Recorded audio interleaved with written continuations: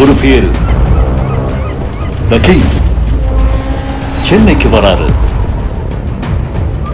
மரைக்காயர். யார் இவர்? உயரங்களை மட்டுமல்ல, வாழ்க்கையையும் உயர்த்துகிறோம். துல்லியமான தொழில்நுட்பம், நம்பகமான பாதுகாப்பு, உயர்வின் புதிய அடையாளம். Accord elevators. மருத்துவம் முதல் பொறியியல் வரை உங்கள் கனவுகளுக்கு சரியான முகவரி Indira group of educational institutions. Call 9841385858. மாற்றமாக நம்ம என்ன முதல்ல பார்க்குறோம் அப்படின்னா, சில ஃபைல்ஸ் வந்து டிஎம்கே பீரியடில் வந்து ஹோல்ட் செய்யப்பட்டுச்சு. அதாவது அது கன்ஸ்ட்ரக்ஷனாக இருக்கட்டும், தாசில்தார் ஆஃபீஸாக இருக்கட்டும், வருவாய்த்துறையாக இருக்கட்டும், வருமான வரித்துறையாக இருக்கட்டும், இது மாதிரி பல துறைகளில் வந்து சில ஃபைல்ஸ் வந்து நிறுத்தி வைக்கப்பட்டுச்சு. அந்த நிறுத்தி வைக்கப்பட்டது தான் விளைவு தான் இந்த பார்ட்டி ஃபண்டுங்கிற இந்த இஷ்யூ. ஸோ அங்கேருந்து தான் இந்த தொடக்கமே ஆரம்பிக்குது. இப்போ 50 லட்ச ரூபாய் கொடுக்க வேண்டிய இடத்துல அவர் லஞ்சமே கொடுக்காம ஒரு சுயமாக வந்து அவருக்கு என்ன ப்ராப்பர்ட்டியில் அந்த என்ன லீகலாக இருக்கோ அந்த லீகலின் படி அவருக்கு ஒரு டாக்குமெண்ட் வெரிஃபிகேஷன் ஆகி கிடைக்கும் போது இது ஒரு மாற்றமாக தானே நம்ம பார்க்கணும். இது ஒரு லஞ்சம் கொடுக்காமல் அவருக்கு ஒரு கிடைப்பதை மாற்றமாக பார்க்கணும். அது இன்னொரு விஷயம் அப்படின்னு பார்த்தீங்கன்னா, டிஎம்கே ஃபைல்ஸ் 1, 2ன்னு வெளியிட்ட அண்ணாமலையை இன்னைக்கு ஒரு அமைப்பை ஆரம்பித்து அவரே பாராட்டுறது தாவேக்காக. லஞ்சம் குறைஞ்சிருக்கு, ஊழல் குறைஞ்சிருக்கு, ஒரு மாற்றத்தை தாவேக்கா தருவது போல் ஒரு தோற்றம் தெரிகிறது, நான் பாராட்டுகிறேன், வரவேற்கிறேங்கிற ஒரு வார்த்தையை அண்ணாமலையே சொல்றாரு. திமுகவுக்கு 2 முகம், வளர்ச்சிக்கான ஒரு முகம், கொள்ளையடிப்பதற்கான ஒரு முகம். கொள்ளையடிக்கும் முகத்தை தாவேக்கா பயன்படுத்தியதுங்கிற. ஆகாயம் தமிழ் நண்பர்களுக்கு அன்பு வணக்கம். நம்முடன் பத்திரிகையாளர் யாசர் இருந்திருக்கிறார். வணக்கம். வணக்கம் வினேஷ். விஜய் அவர்கள் ஆட்சி அமைத்து கிட்டத்தட்ட ஒரு 50 நாட்கள் கடந்து போயிடுச்சு. குறிப்பாக வந்து ஒரு பக்கம் மாற்றம் வந்துடுச்சு அப்படின்னு சொல்கிறாங்க. இன்னொரு பக்கம் எல்லா மாற்றமும் வந்து வெறும் சோசியல் மீடியாக்களில் மட்டும்தான் இருக்குது. மாற்றம் தொடர்பான விஷயங்கள் சோசியல் மீடியாக்கள் தான் இருக்குது, நடைமுறைக்கு எதுவுமே வரல அப்படின்னு சொல்கிறாங்க. அதே போல் இப்போ விமர்சனமான விஷயம் வந்து ஸ்டிக்கர் ஓட்டுறாங்க. குறிப்பாக வந்து என்ன நிகழ்ச்சியோ என்ன விஷயம் நடந்தாலுமே அது முன்னே நடந்த விஷயங்களில் ஜஸ்ட் ஒரு சின்ன சேஞ்சஸ் மட்டும் பண்ணி ஒன்று பெயிண்ட் அடிச்சுக்கிறாங்க, இல்லை ஸ்டிக்கர் ஒட்டிக்கிறாங்க அப்படின்ற ஒரு விமர்சனம் தொடர்ந்து எதிர்க்கட்சிகளாக வைக்கப்படுது. முழுக்க முழுக்க செயல்பாடு வந்து சோசியல் மீடியாவில் மட்டுமே இருக்குது அப்படின்ற ஒரு பார்வை இருக்கு இல்லையா? இப்போது நான் வளர்ச்சியாக ஒரு மாற்றமாங்கிறது ஒரு ஸ்டெப்பாக தான் உங்களுடைய கேள்விக்கு பதில் சொல்கிற மாதிரி இருக்குது. மாற்றமாக நம்ம என்ன முதல்ல பார்க்குறோம் அப்படின்னா, சில ஃபைல்ஸு வந்து டிஎம்கே பீரியடில் வந்து ஹோல்ட் செய்யப்பட்டுருச்சு. அதாவது அது கன்ஸ்ட்ரக்ஷனாக இருக்கட்டும், தாசில்தார் ஆஃபீஸாக இருக்கட்டும், வருவாய்த்துறையாக இருக்கட்டும், வருமான வரித்துறையாக இருக்கட்டும், இது மாதிரி பல துறைகளில் வந்து சில ஃபைல்ஸ் வந்து நிறுத்தி வைக்கப்பட்டுச்சு.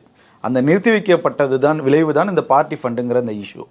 ஸோ அங்கேருந்து தான் இந்த தொடக்கமே ஆரம்பிக்குது. இப்போ நமக்கு தெரிந்த சில செய்தியாளர்கள்ட்ட களத்தில் இருக்கிறவங்கள்ட்ட கேட்குறப்ப நிறைய விஷயங்கள் மாறி இருக்குது. இப்போ திருச்சியில் சமீபத்தில் பார்த்தீங்க அப்படின்னா 23லேருந்து 24 வரைக்கும் ஒரு பர்மிஷனுக்காக, ஒரு கன்ஸ்ட்ரக்ஷனுக்காக ஒரு நபர் வந்து ஒரு ஃபைலை கொடுக்குறாரு. கிட்டத்தட்ட 50 லட்ச ரூபாய் வரைக்கும் லஞ்சம் கேட்கப்பட்டுச்சு. அந்த ஃபைல் ஹோல்ட் ஆயிடுச்சு. அப்புறம் ஆட்சி மாறுது, தேர்தல் வருது.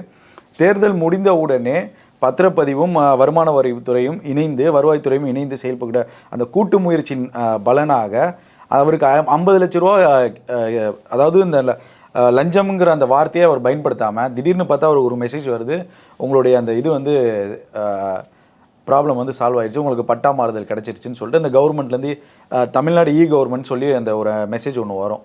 ஸோ அதுலேருந்து பார்க்குறப்ப அவர் கொண்டு போய் இது உண்மைதானா அப்படிங்கிற மாதிரி இப்போ கேட்குறாரு. ஆமாம் சார், உண்மைதான் சார், ஃபைல் அப்போ கடந்த முறை கேட்டிருந்தீங்களா சார்? இல்லை, இப்போ கவர்மெண்ட் வந்து ஸ்ட்ரிக்ட் ஆகிடுச்சு சார், இப்படிலாம் ப்ராசஸ் பண்ண சொல்கிறாங்க அப்படிங்கிறப்ப அப்போ இது ஒரு மாற்றம் தானே. இப்போ 50 லட்ச ரூபாய் கொடுக்க வேண்டிய இடத்துல அவர் லஞ்சமே கொடுக்காம ஒரு சுயமாக வந்து அவருக்கு என்ன ப்ராப்பர்ட்டியில் அந்த என்ன லீகலாக இருக்கோ அந்த லீகலின் படி அவருக்கு ஒரு டாக்குமெண்ட் வெரிஃபிகேஷன் ஆகி கிடைக்கும் போது இது ஒரு மாற்றமாக தானே நம்ம பார்க்கணும். இது ஒரு லஞ்சம் கொடுக்காமல் அவருக்கு ஒரு கிடைப்பதை மாற்றமாக பார்க்கணும். அது இன்னொரு விஷயம் அப்படின்னு பார்த்தீங்கன்னா, தனியார் பள்ளிகளுக்கு ஆணையை வந்து ராஜ்மோகன் அவர்கள், அமைச்சர் அவர்கள் பிறப்பித்து ஒரு உத்தரவை கொடுக்குறாரு. கிட்டத்தட்ட 1500க்கும் மேற்பட்ட பள்ளிகளுக்கு, தனியார் பள்ளிகளுக்கு அந்த ஒப்புதல் ஒன்று கொடுப்பாங்க. ரெனோவேஷன் பண்ணுறதுக்காக இருக்கட்டும், சில பள்ளிகள் வந்து காங்கிரீட் போட்டிருப்பாங்க. சில அமைச்சர்களோ இல்லை துறை சார்ந்த இயக்குநர்களோ ஃபுல்லாக வந்து விசிட் பண்ணிவிட்டு எல்லாமே கரெக்டாக இருக்கா இன்ஸ்பெக்ஷன் பண்ணிவிட்டு, பாத்ரூம் வசதி இல்லை, அது இல்லை, ஏதாவது ஒரு குறையை சொல்லி ஹோல்ட் பண்ணி வைப்பாங்க. பட் அது வந்து ஒரு ஃபண்டுக்காக ஹோல்ட் பண்ணுவாங்க. இது இயற்கையாகவே இயல்பாகவே 50-60 ஆண்டுகளாகவே தொடரக்கூடிய ஒரு அரசியல் மாயை. இப்போ அது வந்து சமீபத்தில் அமைச்சர் ராஜ்மோகன் மூலியமாக அது உடைக்கப்படுது. கிட்டத்தட்ட 1500க்கும் மேற்பட்ட சான்றிதழ்கள் வழங்கப்படுது. அந்த தனியார் பள்ளி சங்கத்துடைய தலைவரே பேட்டி கொடுக்குறாரு. அவர் மீது திமுகவை சேர்ந்த சிலர் அவர் வந்து யாருடைய ஆள் பாருங்கள், அவர் பாஜகவுடைய கைக்கூலி, பாஜகவுடைய திட்டமிடல் மூலியமாக தான் இது ஒரு பெரிய ரீல்ஸின் முகமாக வெளிப்படையாக கொண்டு வராங்க அப்படின்னு சொல்லி நான் என்ன கேட்குறேன், நீங்கள் இந்த குற்றச்சாட்டை திமுக வைப்பதன் மூலமாக அவர் அப்படி பாஜகவை சேர்ந்தவர், அவர் கொடுத்த டாக்குமெண்ட்டில் வந்து வெரிஃபிகேஷன் இல்லை அப்படின்னா, சரியான பத்திரங்கள் சரியான ஆவணங்கள் இல்லை அப்படின்னா அது திமுக வெளியிட்டிருக்கலாமே. அப்போ ஏன் திமுக அதை வெளியிடலை? நீங்கள் பொதுவாக மேலோட்டமாக ஒரு குற்றச்சாட்டை வைக்கும்போது மக்கள் மத்தியில் எப்படி ப்ரொஜெக்ட் ஆகுங்கிறது தான் ஒரு கேள்வி. இப்போ யூனிசிங்கிற நபர் வந்து பாஜகவை சேர்ந்தவருங்கிற எந்த அடிப்படையில் நான் உங்களை குற்றச்சாட்டை வைக்க முடியும்? புரியுதா? இப்போ பாஜகவை சேர்ந்து பாஜகவுடைய உள்கட்டமைப்பில் போய் அவர் தலையிட்டிருக்காரா, இல்லை பாஜகவுடைய ஒப்புதல் மூலியமாக தான் அவர் ஆவணங்கள் தவறுன்னு திமுக தான் சொல்லுது. தவறுனா ஏன் கடந்த ஆட்சியில் நடவடிக்கை எடுக்கலை அவர் மீது? அவர் ஆவணங்கள் பெற்றவுடன், சான்றிதழ் பெற்றவுடன் பத்திரிகையாளரை சந்தித்து ராஜ்மோகன் எனக்கு வழங்கிட்டாருன்னு சொல்கிறப்போ நீங்கள் அதற்கப்புறம் ஒரு குற்றச்சாட்டு வைக்கிறீங்களே, அவர் இவ்வளவு குற்றச்சாட்டு அவர் மீது வைக்கிறப்போ அப்போ 5 ஆண்டுகள் நீங்கள் தானே ஆட்சியில் இருந்தீங்க, அவர் ஒரு தவறான ஆவணங்களை கொடுத்துருக்காருன்னு அவரை கைது செஞ்சிருக்கலாமே, ஏன் கைது செய்யலை? அப்போ அங்கே ஒரு சந்தேகம் வருது, கேள்வியும் வருது.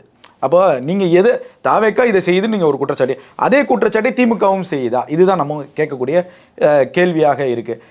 தொடர்ந்து இப்படி பார்த்தீங்க அப்படின்னா லஞ்சங்கள் வந்து குறைக்கப்பட்டிருக்கு. அதை டிஎம்கே ஃபைல்ஸ் 1, 2ன்னு வெளியிட்ட அண்ணாமலையை இன்னைக்கு ஒரு அமைப்பை ஆரம்பித்து அவரே பாராட்டுறாரு தாவேக்காவை.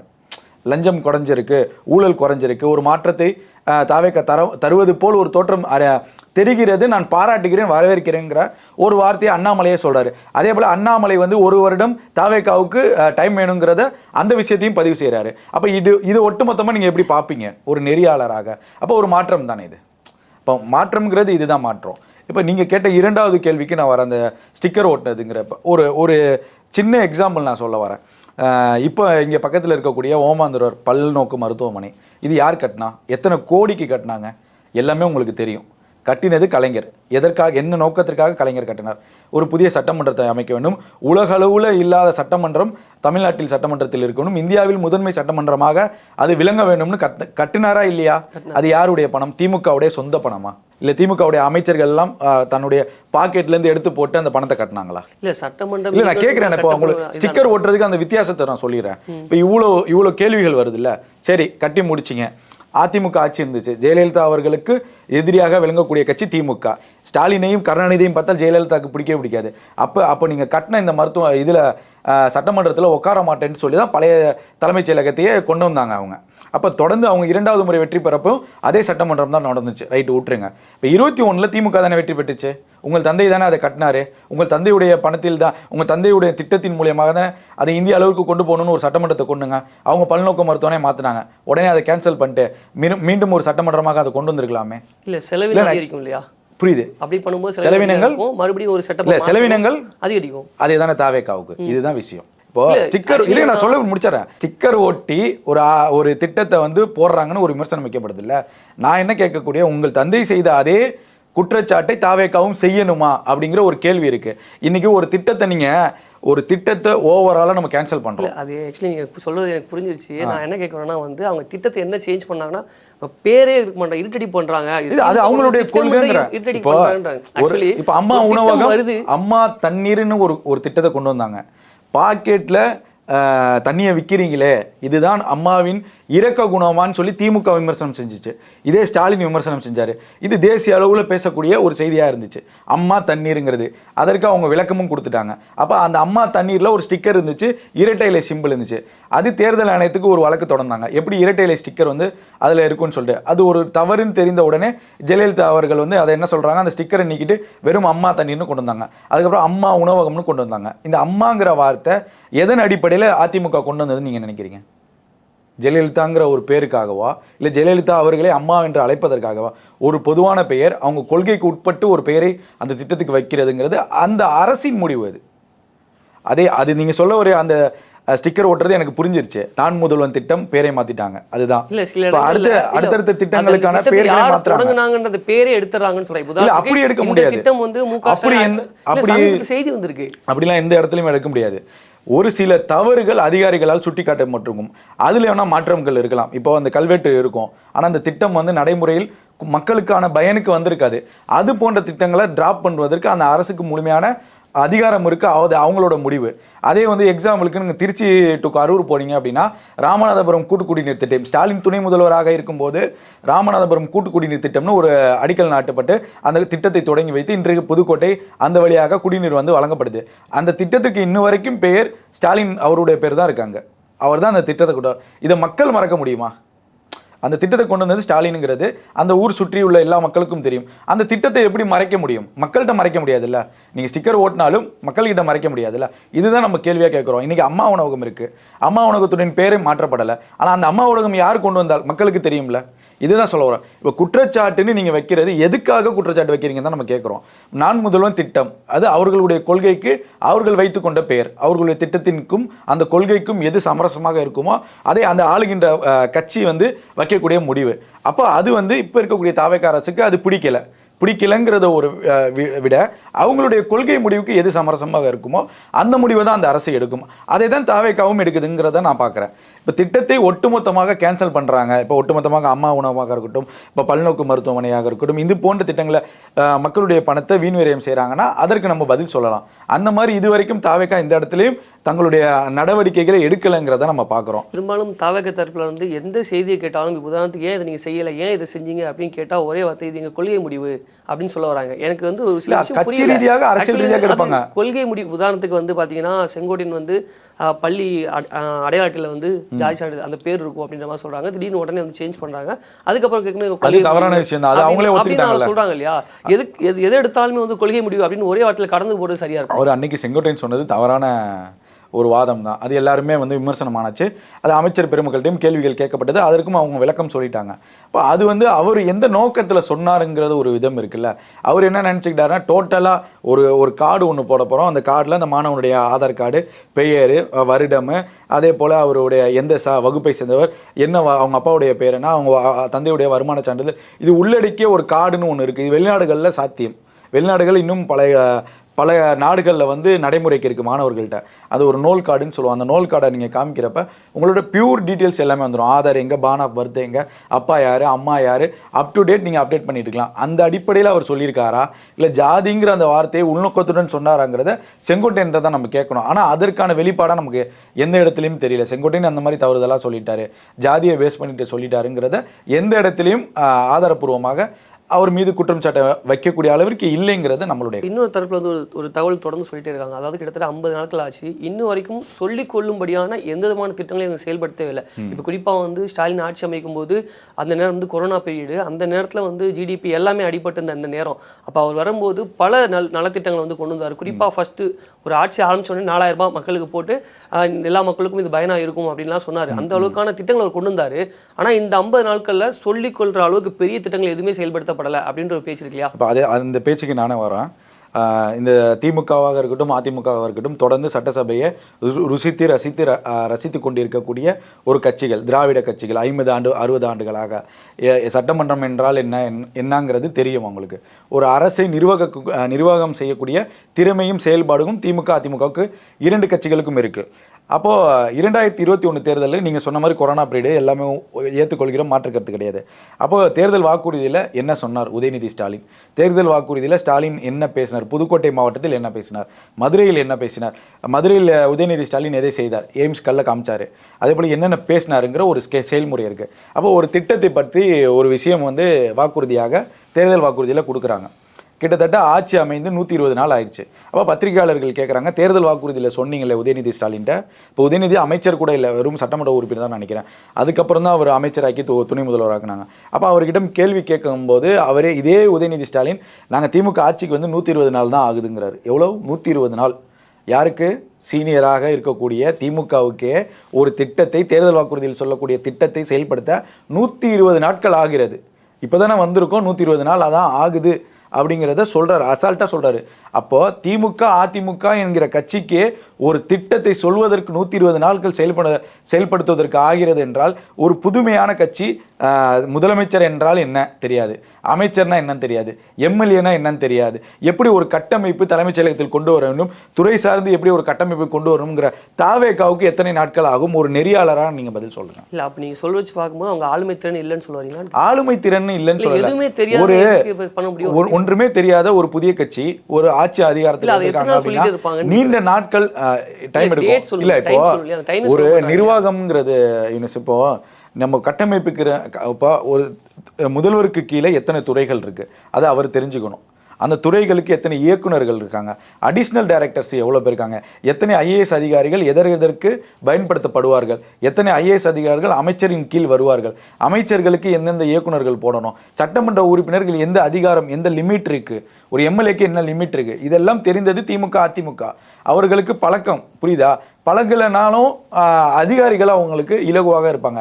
இங்கே ஆட்சி அதிகாரமே வந்து ஒரு மேஜிக் மாதிரி உங்களுக்கு ஒரு பெரிய வெற்றி கிடைச்சிருக்கு. அப்போ இவங்களுக்கு எல்லாமே புதுசு. இவர்களுக்கும் அதிகாரிகளுக்குமான அந்த இணக்க முறை இருக்குல்ல, இதுதான் ஒரு அரசை வழிநடத்த தூண்டும். கடந்த திமுகவுடைய தோல்விக்கு முழுக்க முழுக்க அதிகாரிகளுடைய தலையீடு இருந்ததுனால தான் திமுகவுடைய தோல்விங்கிறது பெரும்பான்மையான வைக்கக்கூடிய குற்றச்சாட்டு. அது நம்ம வேணா ஒதுக்கி வச்சிருவோம். இப்போ அந்த அதிகாரிகளுடைய மனநிலை விஜயை முதல்வராக ஏற்றுக்கொள்ளக்கூடிய மனநிலை இருக்கிறதா, இந்த அமைச்சர் பெருமக்களை அமைச்சர்களாக ஏற்றுக்கொள்ளக்கூடிய மனநிலை டைரக்டர்ஸ்க்கு இருக்கா, ஐஏஎஸ் ஆஃபீஸருக்கா இருக்காங்கிறது தான் ஒரு கேள்வி. இப்போ நீங்கள் ஆரம்ப காலகட்டத்தில் தவேக்கையோட ஆட்சி வரப்போ மின்வெட்டுங்கிறது சென்னையில் தலை தூக்கி இருந்துச்சு, மறுக்க முடியாது. இப்போ கூட இருக்கு இருந்துச்சா, இப்போ நீங்கள் இப்போ பேசுகிறத விட அதிகமாகவே இருக்கு, புரியுதா. இப்போ ஆரம்பத்தில் அதிகமாக இருந்துச்சு, இப்போ கொஞ்சம் படிப்படியாக குறைஞ்சிருக்கு. ஏன் அப்படின்னா அந்த துறை சார்ந்த இயக்குநர்களும் அதிகாரிகளும் இவர்களை ஏற்றுக்கொள்ளக்கூடிய அந்த மனநிலைக்கு வரணும், மனப்பான்மைக்கு வரணும். சில டிபார்ட்மெண்ட் ஐஏஎஸ் ஆஃபீஸர்ஸ் நீங்கள் மத்திய அரசால் நியமிக்கக்கூடிய ஐஏஎஸ் அதிகாரிகளை விட்டுருங்க, ஐபிஎஸ் அதிகாரிகளை விட்டுருங்க,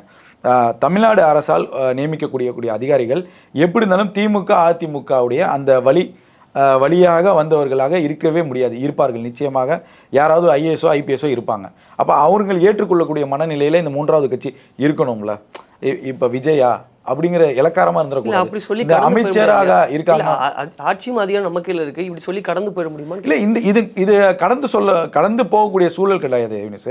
இதெல்லாம் சரி பண்ணிட்டு இருக்குன்னு தாவேக்காங்கிறத நம்ம சொல்ல வரோம். இதெல்லாம் சரி பண்ணாதான் அவங்க 5 ஆண்டுகள் நீடிக்க முடியும். இல்லைன்னா திமுக சொன்னது போல எப்போது வேணாலும் தேர்தல் வரலாம், திமுக தொண்டர்கள் தயாராக இருங்கன்னு ஸ்டாலின் ஏன் பேசணும்?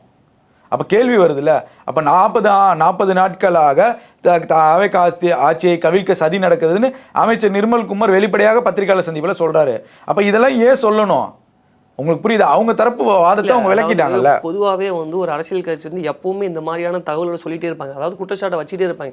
அதே போல ஒரு தடவை ஜெயலலிதா தூக்கும்போது கூட அவங்க என்ன சொன்னது, யாருக்கு டச் பண்ணாலும் திமுக ஓட்டு போடாம செட் பண்ணி வச்சிருக்காங்க, அப்படிலாம் பேசின காலம்லாம் இருக்கு. ஸோ அதனால வந்து இயல்பா சொல்லக்கூடிய இதுதானே இதெல்லாம். ஸோ இப்படி சொல்லி எல்லாத்துக்குமே வந்து ஒரு விஷயத்த சொல்லி கடந்து போயிடும். இல்லை, கடக்க முடியாது. எப்படி இருந்தாலும் அதுக்கு ஒரு எண்டு இருக்கு. ஒரு 6 மாதம் காலம் கூட ஆகலாம், இல்லை 1 வருடம் கூட ஆகலாம். அதற்கு மேல் கடக்க முடியாது. இங்கே மக்களுக்கு ஏதாவது பிரச்சனையாங்கிறத நமக்கு பேசணும். இப்போ தாவேக்கா இந்த 50 ஆண்டுகள் ஆட்சி பொறுப்பேற்று மக்கள் என்ன சொல்றாங்க? மக்கள் எங்கேயாவது சாலையில இறங்கி போராட்டம் செய்யறாங்க, நிறைய பண்றாங்களே. எங்க பண்றாங்க? அடிப்படையாக சில இடங்கள்ல இந்த மின்வெட்டுக்கு போராட்டம் நடக்குது. குடிநீர் பிரச்சனைங்கிறது பல ஆண்டுகளாக இருக்கு, அதற்கான போராட்டம் நடக்குது. இங்க தாவேக்கா ஆட்சி வேணான்னு சொல்லி யாராவது பண்றாங்க? எந்த கட்சியுமே வந்து யார் ஆட்சி வேண்டாம்லாம் கேட்க மாட்டாங்க. ஏன் போராடல? இல்ல எல்லா மக்கள் எப்பவுமே மக்கள் வந்து எனக்கு இந்த ஆட்சி வேண்டாம் அந்த ஆட்சி வேண்டாம் கேட்க மாட்டாங்க. அவங்க கேட்கறது எங்களுக்கான தேவைகளை செஞ்சு கொடுக்க தான் கேட்பாங்க. இப்போ குறைகள் இருக்குன்னா குறைகள் இருக்கு, 1-2 இருக்கு, எந்த இடத்துலயும் மறுக்க முடியாது. அது வெளிப்படையாக ஒரு பத்திரிகையாளர் நம்மளும் ஒத்துக்கணும். நம்ம என்ன சொல்ல வரோம்னா சரி செஞ்சுக்குவாங்கன்னு தான் சொல்ல வரோம். ஒரு புதுமையான ஒரு ட்ரைனிங் பீரியட், அவங்களுக்கு ஹனிமூன் பீரியட், அந்த 6 மாதம் காலத்துக்கு அப்புறம் நம்ம விமர்சனம் வைத்தால் அது சரியாக இருக்கும், அதை மக்களும் ஏற்றுக்கொள்வாங்கன்னு தான் நம்ம சொல்ல முடியும். இப்பயே நம்ம விமர்சனம் வைப்பதுங்கிறது ஏற்றுக்கொள்ள முடியாது. இன்னைக்கு பல விஷயங்களை அவங்க செஞ்சுட்டு தான் வராங்க.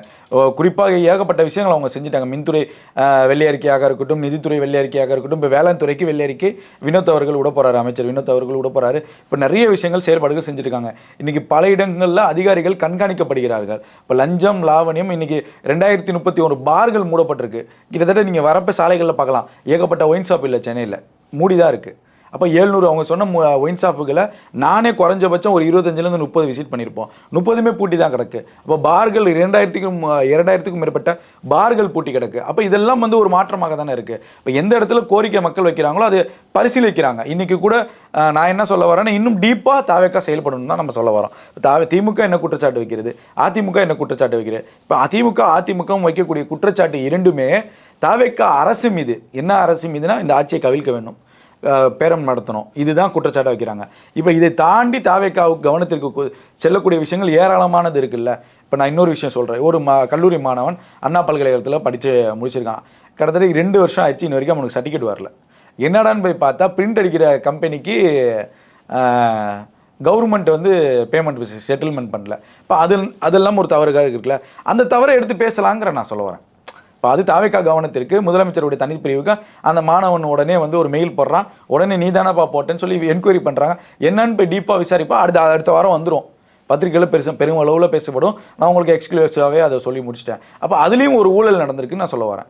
இப்போ அதை எடுத்து பேசினா திமுகவுடைய இந்த குறைகளை எடுத்து பேசினா தாவேக்கா மீது எந்த விதத்தில் பழி போடணுமோ அந்த விதத்தில் பழி போட்டு திசை திருப்புறாங்கன்னு தான் நான் சொல்ல முடியும்.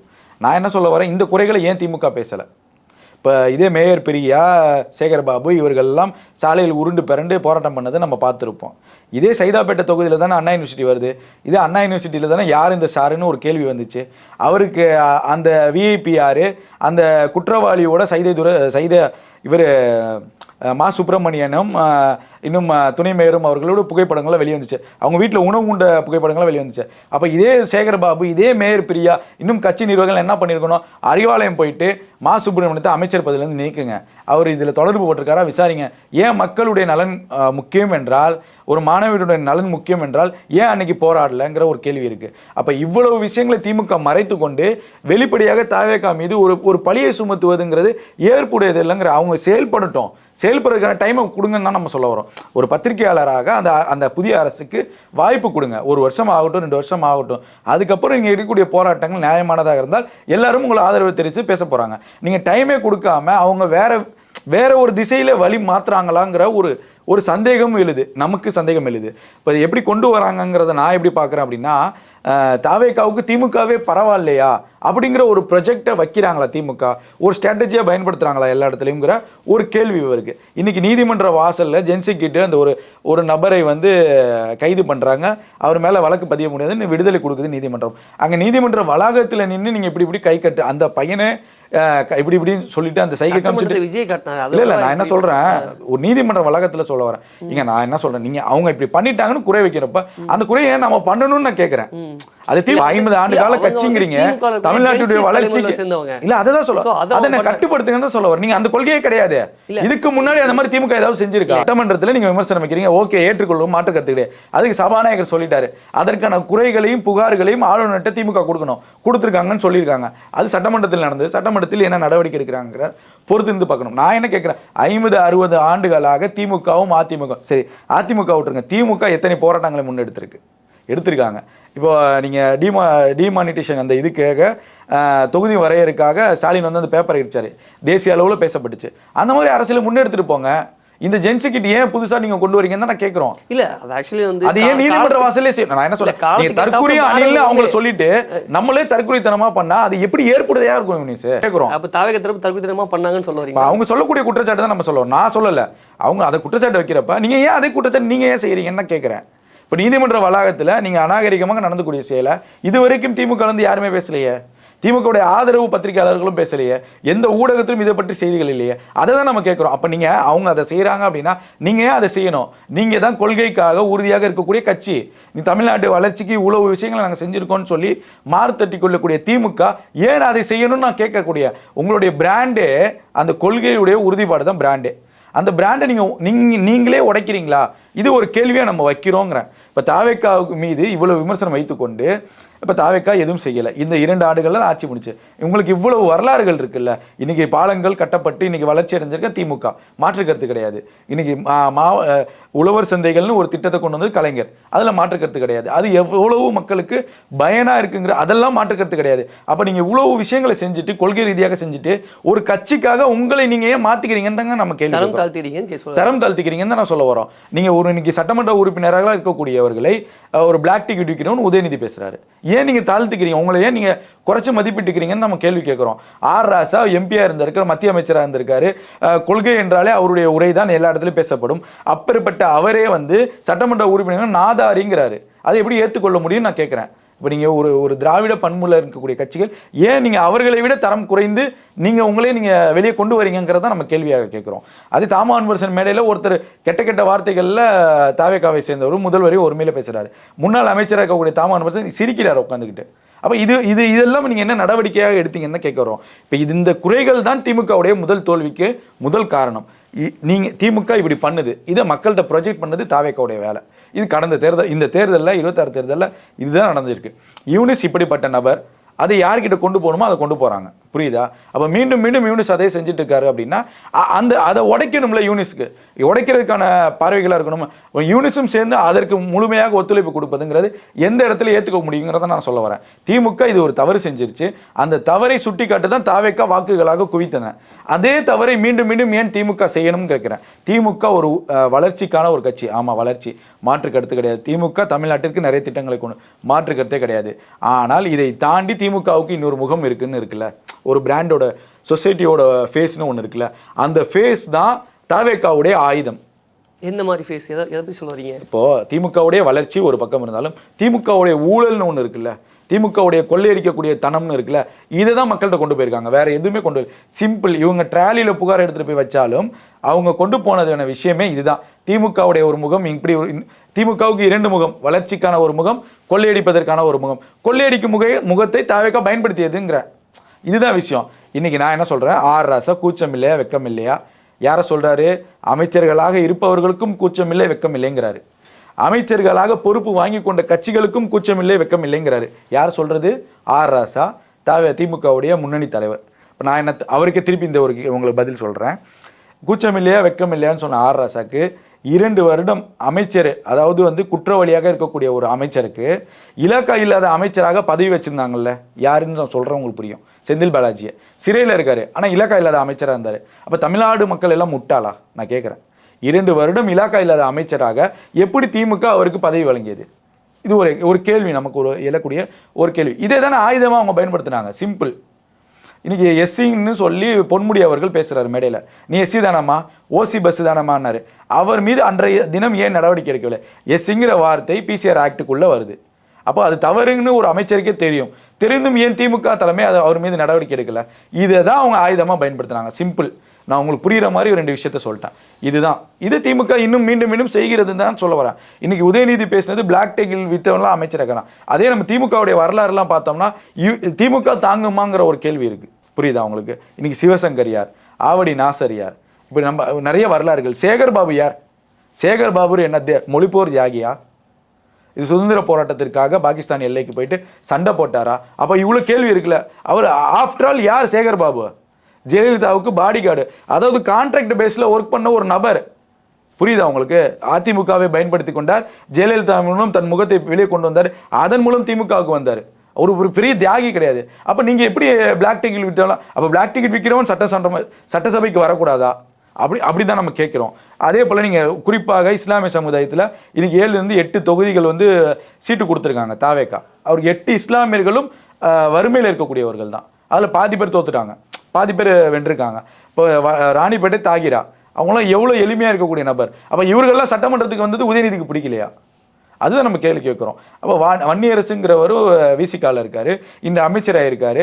அப்போ மீண்டும் மீண்டும் திருமாவின் மீதும் விசிகாவின் மீதும் ஒரு பழியை சுமத்துவதுங்கிறது எந்த விதத்தில் ஏற்றுக்க முடியும் தான் நம்ம கேள்வி கேட்குறோம். அப்போ ஏன் திரும்பி திரும்பி அந்த தப்பை பண்ணிக்கிட்டே இருக்கீங்க? அதை தான் நம்ம சொல்ல வரோம். அவங்கள ஆட்சி செய்ய விடுங்க, எப்படி செய்கிறாங்கன்னு பாருங்கள். வெயிட் பண்ணி ஒரு வருஷமோ 8 மாதமோ அமைதியாக இருங்கன்னு தான் சொல்ல வரேன். நீங்கள் எடுக்கக்கூடிய ரெஃப்ளெக்ட்டுங்கிறது தவறுதலாக போய் முடியுது திமுக. இன்றைக்கி நீங்கள் பாருங்கள், அறிவாலயத்தில் ஒரு திமுக ஆட்சியில் திமுக மீது ஒரு பழி வருது. டிஎம்கே ஃபைல்ஸை அண்ணாமலை விட்டார். அதே போல் எடப்பாடி ஒரு குற்றச்சாட்டு வைக்கின்றனா, அங்கே உட்காந்து அறிவாலயத்தில் பேசக்கூடிய ஆட்கள் யாராக இருப்பாங்கன்னா அமைச்சர்களாக இருப்பாங்க. டிஆர்பி ராஜா, தங்கம் தென்னரசு. இன்றைக்கி யார் அறிவாலயத்தில் பேசுகிறா நீங்களே பாருங்கள். ஆர்எஸ் பாரதி, பரந்தாமன் எம்எல்ஏ சீட்டும் வாங்கலை. போன முறை எம்எல்ஏ. ஏகப்பட்ட குற்றச்சாட்டு. அவருக்கும் சேகர் பாபுக்கும் சண்டை, ஏகப்பட்ட பிரச்சனை ஓடுது. அவரை உட்காந்து நீங்கள் பத்திரிகையாளர் சந்திப்பில் தாவேக்காவுக்கு பதிலடி கொடுக்க சொல்லுங்க. எந்த விதத்தில் நியாயம் சொல்லுங்கள்? ஒரு வார்த்தை தவறுதலாக பேசிட்டாரு, என்ன பண்ணுவீங்க? 5 ஆண்டுகளுக்கு இந்த லோக்கல் எலெக்ஷன்லேயே உங்களுக்கு இந்த ஒரு வார்த்தை போதும். அவர்கள் ஏதாவது தவறுதலாக பயன்படுத்தினால் அதை வைத்து தாவேக்கா பிரச்சாரம் செய்வது. அப்போ தாவேக்காவின் பலத்தை அதிகரிப்பதே திமுக தான் நான் சொல்ல வரேன். நான் டைம் கொடுத்தீங்கன்னா நீங்கள் சொல்லக்கூடிய குற்றச்சாட்டுகள் எல்லாம் தாவேக்கா செய்யுது அப்படின்னா மக்கள் புரிஞ்சுக்க போகிறாங்க. நாம் ஆட்சி நல்லா செஞ்சால் மக்கள் வரவேற்பாங்க, ஆட்சி நல்லா செய்யலைன்னா மக்கள் கவுத்து விட்டுற போகிறாங்க. அவ்வளோதான், சிம்பிள். நீங்கள் ஏன் போராடணும்னு நான் கேட்குறேன். நீங்கள் ஏன் கஷ்டப்பட போகிறீங்க? உங்கள் மேலே தான் குற்றச்சாட்டு வச்சுக்கிட்டே இருக்காங்களே. அப்போ அதை நீங்கள் எப்படி சரி செய்வீங்கிற. இப்போ செந்தில் பாலாஜி மேலே பேரம் பேசக்கூடிய வழக்கு இருக்குது. பேரம் அவர் செய்யலை அப்படின்னா நேற்றைய தினமே உதயநிதி கல்யாணத்தில் பேசினாரு, பிளாக் டிக்கெட்டு அது இதுன்னு பேசினாரு.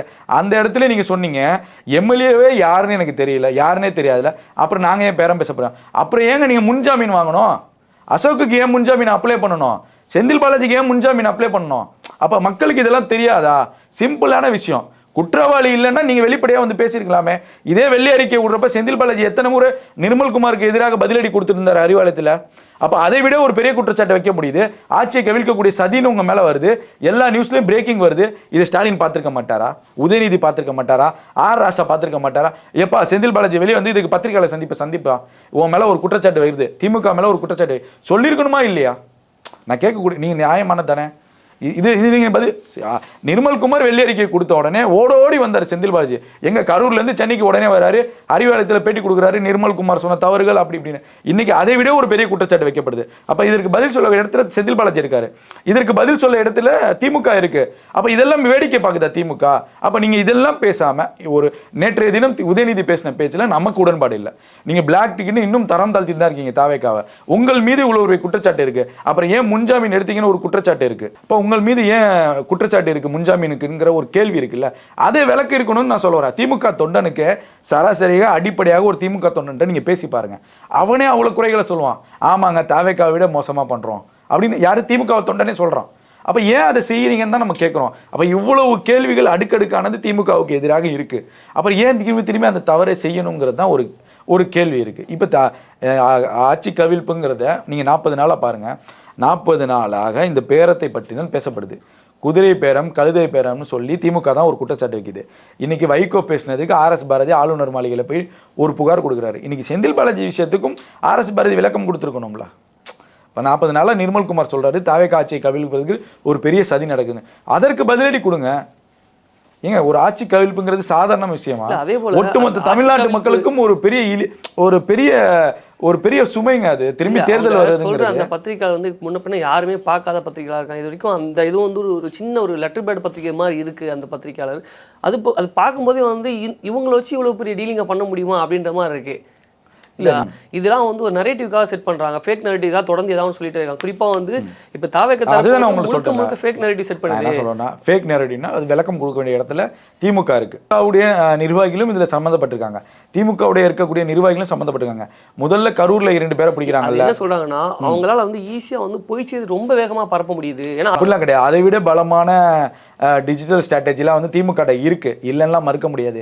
திமுக ஒரு இடத்துல தவற விடுது, அது எந்த இடம்னு நீங்க பாத்துக்கோங்க. பொதுவா வைக்கக்கூடிய குற்றச்சாட்டுகளை நம்ம பேச முடியாது. இந்த விஷயத்துல திமுகவுடைய நிலைப்பாடு என்ன? நான் என்ன கேட்கிறேன், கரூர்ல 2 நபர்கள் யூடியூபர், அந்த யூடியூபருக்கு கைது செய்யப்பட்ட உடனே அந்த 2 நபர்கள் கரூர்ல உடனடியாக அந்த 2 பேரை எடுத்துக்கிட்டீங்க அப்படின்னா, ஒருத்தர் வந்து கரூர்ல மெஸ் வச்சு நடத்துறாரு, இன்னொருத்தர் கோயம்புத்தூர் சேர்ந்தவர். இந்த 2 பேருமே திமுக வட்டாரங்களில் நீங்களே ஃபோன் பண்ணி இப்போ விசாரிங்க. திமுக வட்டாரத்தில் இருக்கக்கூடிய அந்த 2 பேருமே அசோக்கின் 2 கண்கள்னு சொல்றாங்க. புரியுதா உங்களுக்கு? அசோக் கண் இமைத்தாலே அதை செய்யக்கூடிய 2 நபர்கள்னு ஒரு குற்றச்சாட்டு வைக்கப்படுது. அப்போ அந்த 2 நபர்கள் யாரும் திமுக விலக்கிருக்கலாமே. திமுக இல்லை, அடிப்படை உறுப்பினர் இல்லை, சொல்லிட்டு போங்க. அதிமுக நிர்வாகி 3 பேர் கைது, அதை எடப்பாடி தெளிவுபடுத்திட்டோம், மக்கள் பார்க்குறாங்கல்ல. அப்போ ஒட்டு மொத்தமாக நீங்கள் எப்படி அவங்க இதை தான் ஆயுதமாக தாவேக்கா பயன்படுத்துன்னு தெரியுது. அப்போ அதற்கான விளக்கத்தை கொடுங்கன்னு தான் சொல்ல வரோம். இது இல்லைங்க, நம்பவே இது நாங்கள் கிடையவே கிடையாது, திமுகவுக்கு இது வேலையே இல்லைன்னு சொல்ல வேண்டியது தானே. அப்போ எல்லா கல்யாண மேடைகள்லையும் போய் நீங்கள் ஏன் கண்ணீர் விட்டு கதறீங்க? இப்போ அதுதான் நம்ம கேட்குறோம்.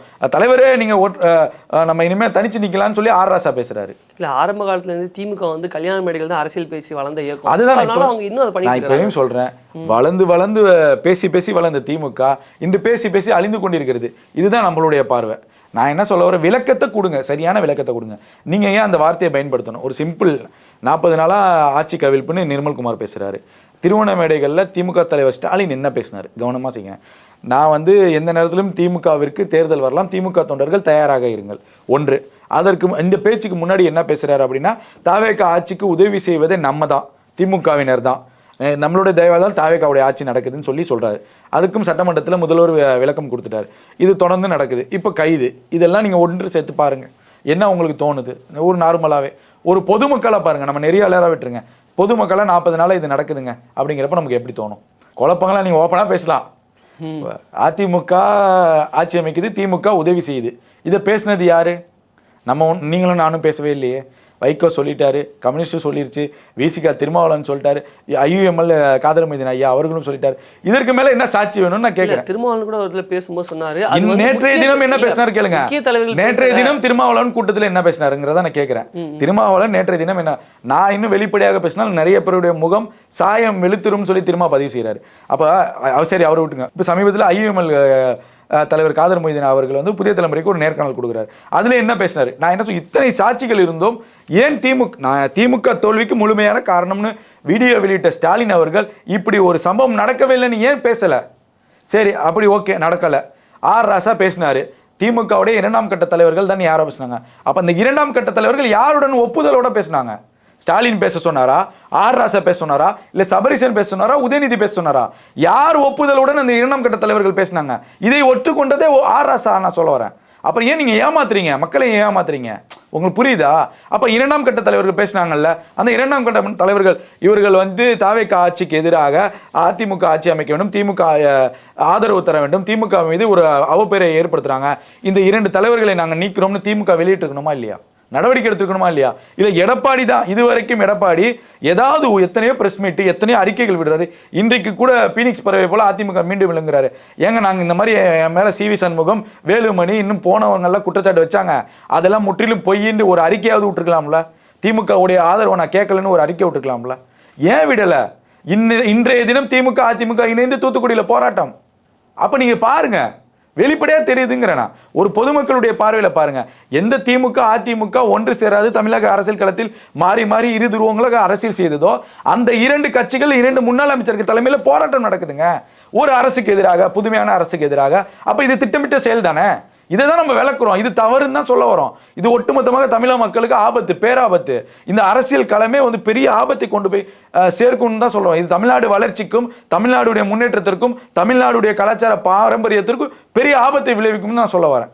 திமுக மீது அதிமுக ஆட்சியில் இருக்கும்போது திமுக எவ்வளவு எதிர்க்கட்சியாக செயல்பட்டது, திமுக ஆட்சி இருக்கும்போது அதிமுக எவ்வளவு குற்றச்சாட்டுகளை எதிர்க்கட்சியாக செயல்பட்டது. இதே எடப்பாடி பழனிசாமி தவிழ்ந்து வர்றாரு, உருண்டு வர்றாருன்னு குற்றச்சாட்டு வச்சது உதயநிதி.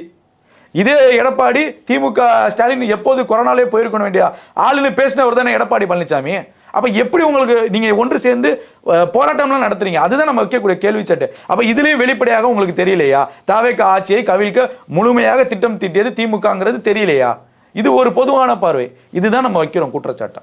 உங்களுடைய கருத்துக்களை எங்களோட பகிர்ந்து மிக்க நன்றி. நன்றி யூனிஸ், நன்றி யூனிஸ்.